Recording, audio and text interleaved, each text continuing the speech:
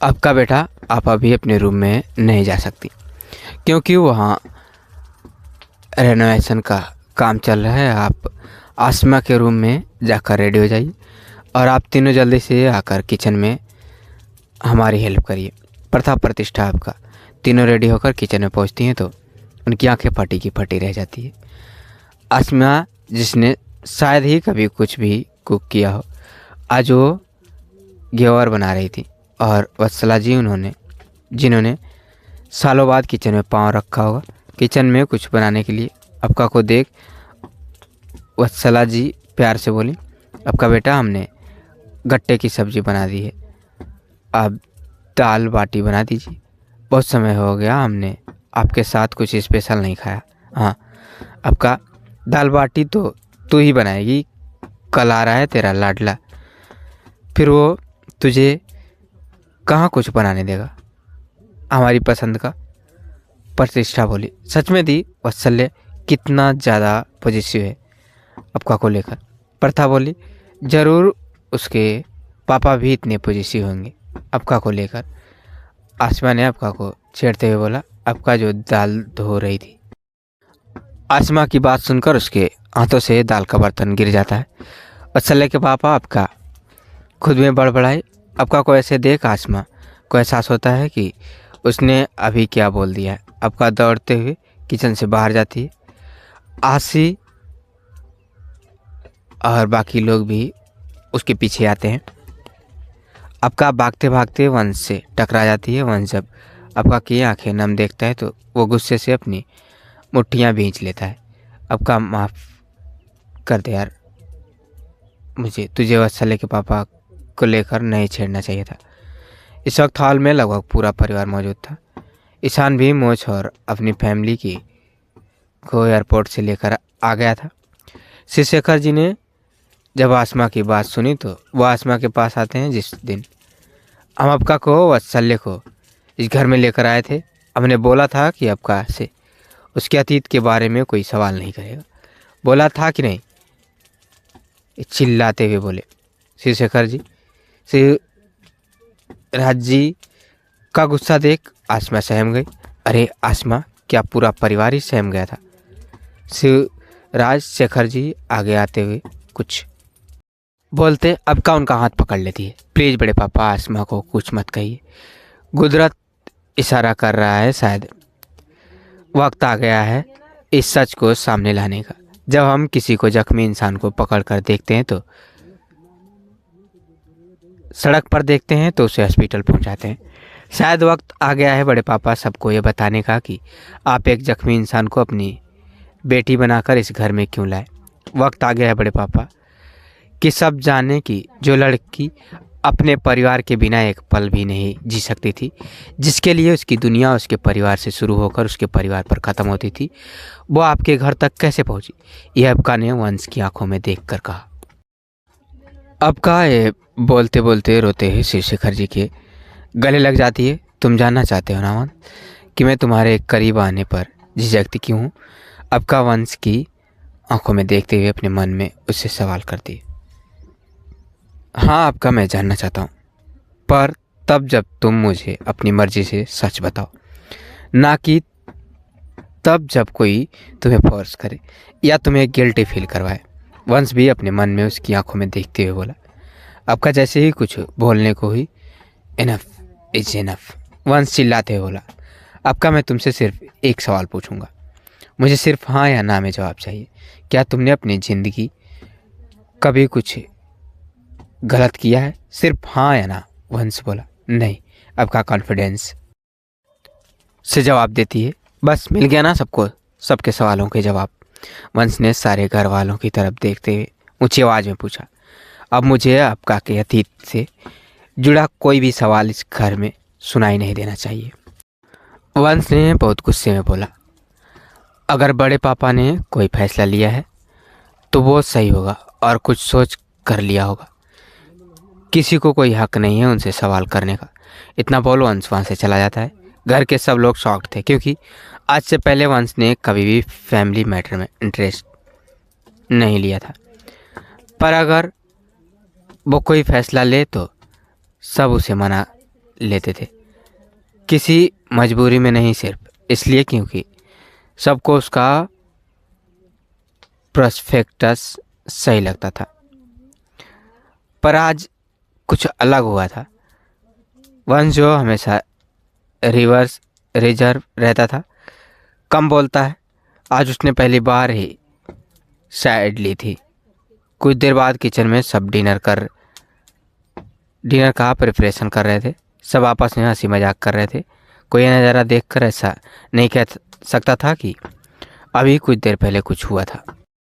जल्दी सारा खाना तैयार हो जाता है। नेहा आपका के पास आती है। आपका दीदी, आपको बड़े पापा अपने कमरे में बुला रहे हैं। आपका ने एक बार फिर सबकी तरफ देखा, फिर वो किचन से बाहर चली गई।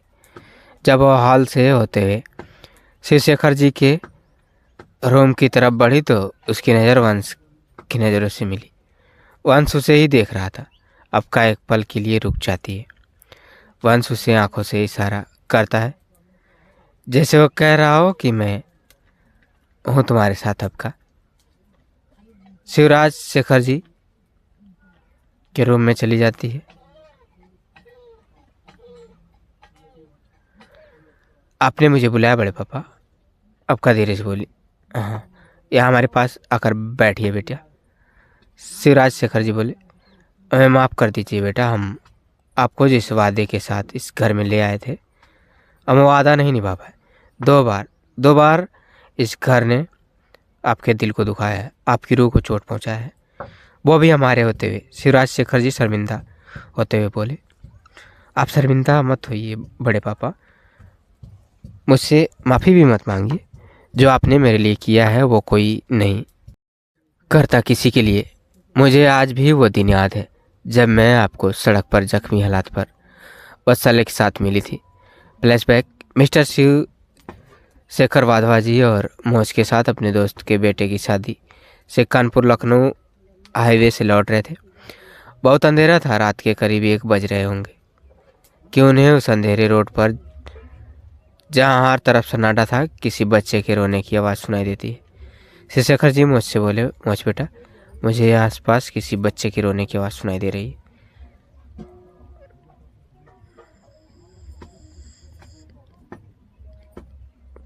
गाड़ी किनारे तो रोकना। नहीं बड़े पापा, हमें यहाँ नहीं रोकना चाहिए। आप खुद सोचिए, यहाँ इस अंधेरी बिरानी रात में कोई बच्चा कहाँ से आएगा, और अगर होगा भी तो किसी ने हमें लूटने का प्लान बनाया होगा, इसलिए हमें यहाँ नहीं रुकना चाहिए।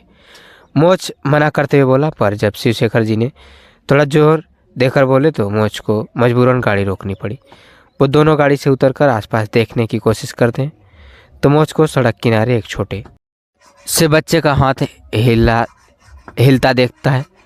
बड़े पापा, वो रो रहा है बच्चा, मोच चिल्लाकर बोला। शिवशेखर जी और मोच दौड़कर उस बच्चे के पास पहुंचते हैं तो देखते हैं कि एक जख्मी लड़की ने इस बच्चे को अपने बाहों में कसकर जकड़ रखा है।